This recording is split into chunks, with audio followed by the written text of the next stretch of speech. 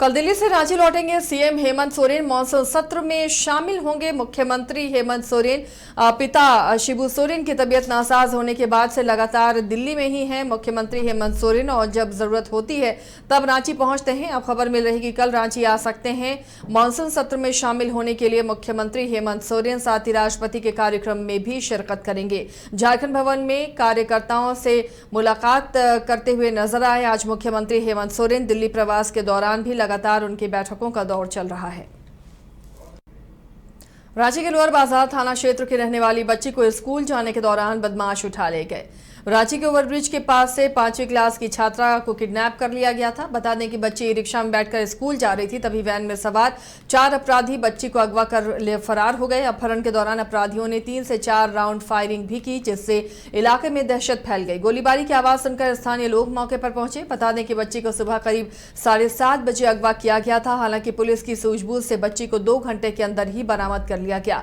मौके पर ग्रामीण एसपी प्रवीण पुष्कर ने कहा कि बच्ची को पटना ले जाने की बात अपराधियों के द्वारा की जा रही थी। हालांकि हाईवे में की गई बैरिकेडिंग और पुलिस को देख अपराधी बच्ची को बीच सड़क पर ही छोड़कर फरार हो गए। बच्ची की सकुशल बरामदगी के बाद उसके माता पिता को सौंप दिया गया है। पुलिस आगे की जांच पड़ताल कर रही है।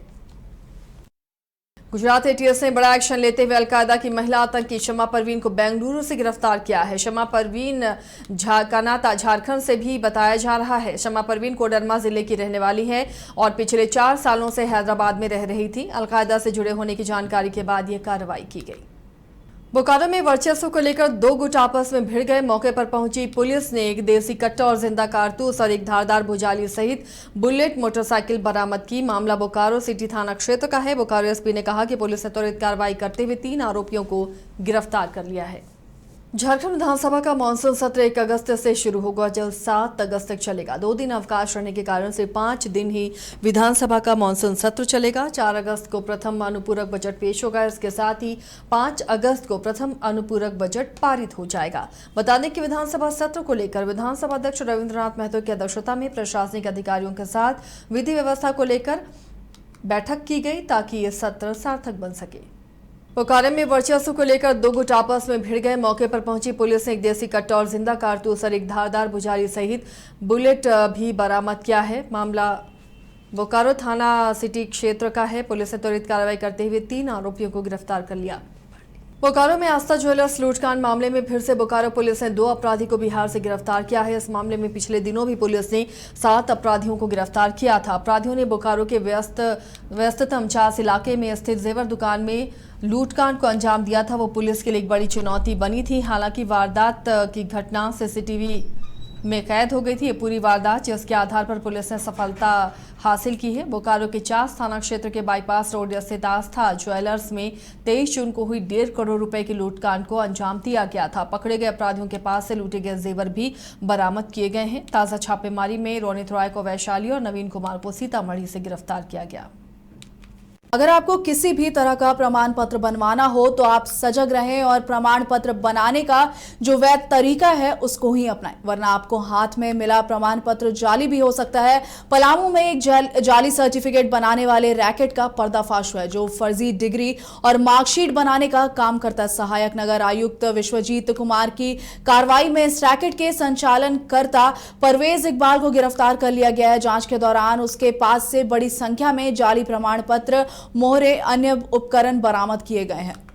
हजारीबाग जिले के बरही चौक और आसपास के क्षेत्रों में तंबाकू निषेध जन जागरूकता अभियान चलाया गया। इस अभियान का नेतृत्व प्रखंड विकास पदाधिकारी जयपाल महतो ने किया। वहीं अभियान के दौरान अधिकारियों ने स्कूलों के 100 मीटर के दायरे में तंबाकू बेचने वाली दर्जनों दुकानों पर जुर्माना लगाया है और दुकानदारों को कड़ी चेतावनी दी है। साथ ही आम लोगों से भी अपील की गई है कि वे तंबाकू के दुष्प्रभावों को समझे और ऐसी बिक्री की सूचना प्रशासन को दे। प्रशासन की इस कार्रवाई से इलाके में हड़कंप मच गया और कई दुकानदारों ने तंबाकू बिक्री बंद करने का आश्वासन भी दिया है। धनबाद में 1 अगस्त को राष्ट्रपति का आगमन होना है, जिसको लेकर पूरे शहर का कायाकल्प किया जा रहा है। इसी कड़ी में हेमंत सरकार की ओर से पूरे शहर में सरकारी योजनाओं से जुड़े पोस्टर और होर्डिंग्स भी लगाए गए हैं। इसी को लेकर भाजपा नेता मुकेश पांडे ने कटाक्ष करते हुए कहा है कि सिर्फ होर्डिंग्स और प्रचार करने से योजनाएं धरातल पर नहीं उतरती हैं, जमीनी हकीकत पर भी कुछ काम होना चाहिए। उन्होंने कहा कि धनबाद के विकास के लिए सरकार ने कुछ नहीं किया है, वहीं दूसरी ओर राष्ट्रपति के आगमन पर पूरे शहर में झूठा प्रचार किया जा रहा है। झारखंड मुक्ति मोर्चा धनबाद जिला ने मिलन सम्मान समारोह का आयोजन किया है। हाल में घोषित जिला कमेटी के सभी नए मनोनीत पदाधिकारियों को सम्मानित भी किया गया। समारोह का उद्देश्य संगठन को मजबूत करना और सरकार की जन कल्याणकारी योजनाओं को अंतिम व्यक्ति तक पहुंचाना था। कार्यक्रम में टुंडी विधायक सब मुख्य सचेतक मथुरा प्रसाद महतो बतौर मुख्य अतिथि शामिल हुए। वहीं उन्होंने कहा कि संगठन की मजबूती और सरकार की योजनाओं को जमीनी स्तर पर पहुंचाने की जिम्मेदारी अब नव मनोनीत पदाधिकारियों की है। अगली खबर रांची से आपको बताते चले, जहां पेट्रोल फेंकने के मामले में पुलिस ने एक बड़ा खुलासा किया है। पुलिस ने खुलासा करते हुए मामले में पुलिस ने एक आरोपी को गिरफ्तार किया है।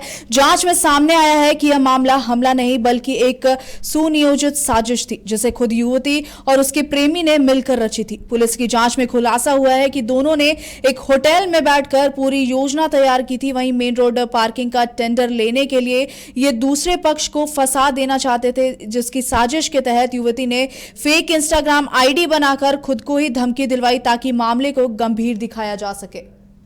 अगली खबर धनबाद से है, आपको बताते चले, धनबाद के मामले में नीरज सिंह हत्याकांड मामले में धनबाद की सेशन कोर्ट में 6 महीने के भीतर सुनवाई पूरी करने का निर्देश दिया गया है।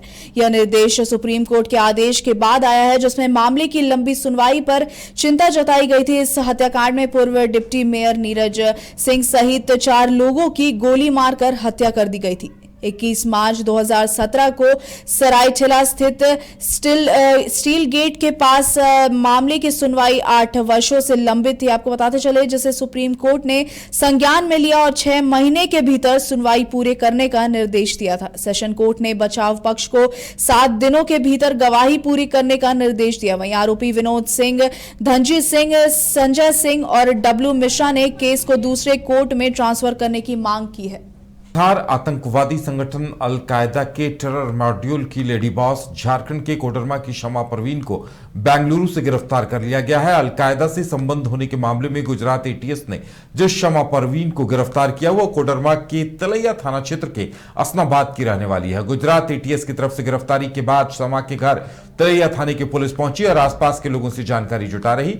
साल 2019 में पिता की मौत के बाद शमा परवीन का पूरा परिवार बेंगलुरु शिफ्ट हो गया था। उसके 2 बड़े भाई सॉफ्टवेयर इंजीनियर हैं, जबकि एक बड़ी बहन कोलकाता में साइंटिस्ट भी है। स्थानीय लोगों के मुताबिक शमा परवीन शुरू से ही इस्लामी कट्टर सोच की लड़की थी और बुर्का में रहना उसे ज्यादा पसंद था। शमा परवीन के कोडरमा स्थित घर का जायजा लिया है कुमार अमित ने। दिखाते हैं हम उस घर की तस्वीरें। अरगोड़ा चौक स्थित लिटिल हार्ट हॉस्पिटल में इलाज के दौरान एक नवजात शिशु की मौत हो गई। इसके बाद परिजनों ने अस्पताल प्रबंधन पर लापरवाही का आरोप लगाते हुए जमकर बवाल काटा। बता दें कि बच्चे को 8 जुलाई को सदर अस्पताल से लिटिल हार्ट अस्पताल लाया गया था। प्रबंधन पर परिजनों ने लापरवाही का आरोप लगाया है। घटना की जानकारी मिलते ही स्थानीय थाने की पुलिस अस्पताल पहुंची और लोगों को शांत कराया। रांची पुलिस ने एक नाबालिग छात्रा के अपहरण मामले में 4 लोगों को गिरफ्तार कर लिया। बताया जा रहा है कि आरोपियों की पहचान रुद्रांशु विश्वकर्मा, विकास कुमार दास, ऋषभ बर्मन और एक नाबालिग के रूप में हुई है, जबकि एक आरोपी अभी भी फरार है।